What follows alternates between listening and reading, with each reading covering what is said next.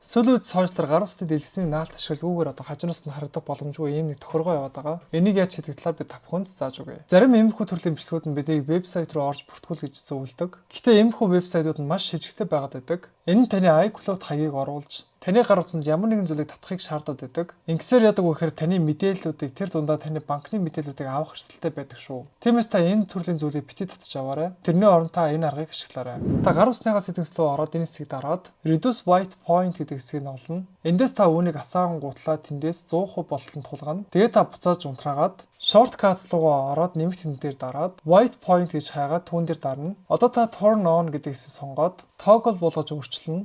Буцаад та settings руу оронгутлаа accessibility руугаа ороод touch хэсгийг сонгож өгнө. Та хамгийн доош гүйлгэн хөтлөө back tab хэсгийг сонгож өгнө. Дараа нь та double tab хэсэг рүү ороод хамгийн доош гүйлгээд set white point гэдэг хэсгийг сонгож өгнө. Ингэсээр яг хөө тэр таны хажуу талаас танихгүй хэн нэгэн таны гар утсыг шагааж харахаас сэргийлэх болно. Та имжлэг хэрэгтэй контент үзэх follow гээрээ бас хэрэгтэй найз руугаа имжлэгийг явуулаарай. За тэгээд дараагийн танд хэрэгтэй контентоор уулзцгаая.